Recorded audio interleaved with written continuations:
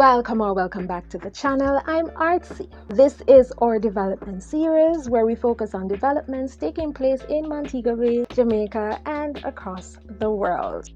Now we're supposed to meet here every Sunday at 11 a.m. but I've been falling off shape recently, so I'm going to try and catch up on that.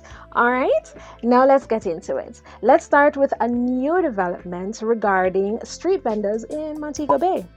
In the vibrant heart of Montego Bay, St. James, change is on the horizon. The St. James Municipal Corporation is gearing up to roll out an innovative system designed to bolster the corporation of street vendors who ply their trade in the bustling western city.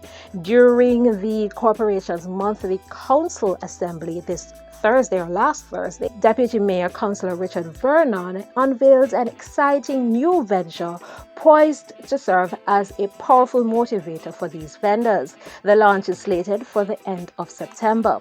Now, this novel incentive will take the form of a $1 million business development grant for the vendors in the area that perform the best.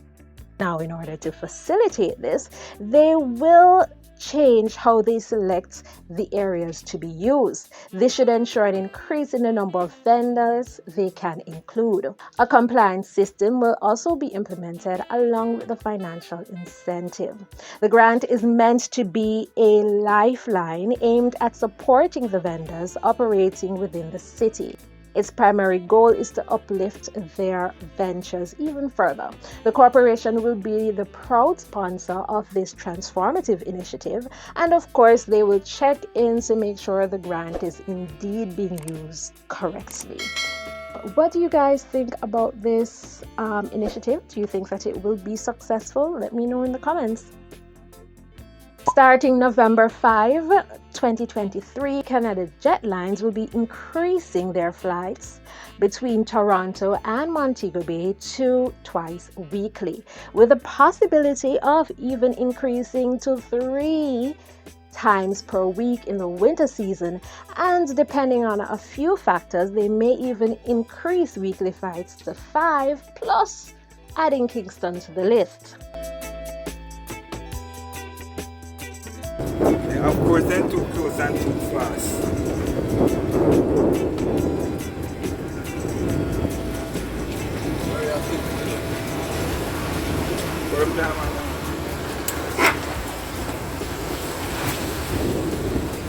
Stop.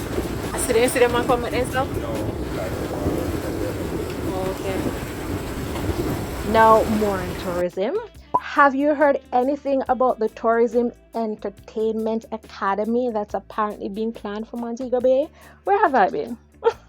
How did I not know this? Anyways, according to this article, they're wrapping up the design stage of the project and they plan on building the facility on the grounds of the Montego Bay Convention Center. So what exactly will happen at the Academy? According to Bartlett, the $15 million project will present a unique opportunity to grant wider exposure to these entertainers who will soon be a part of the tourism industry. More importantly, it will equip them with skills geared specifically toward tourism-related entertainment, he explained.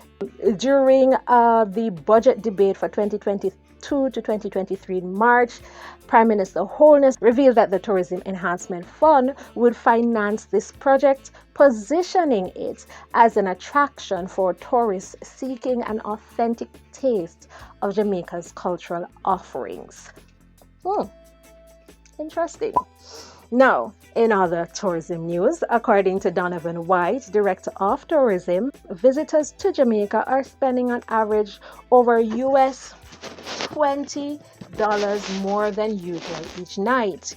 In this increase from $160 per night to $183 per night. I'm thinking it's possibly because the cost of services have increased.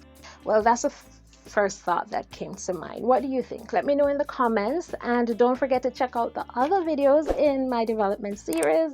Thanks for watching and see you in the next one.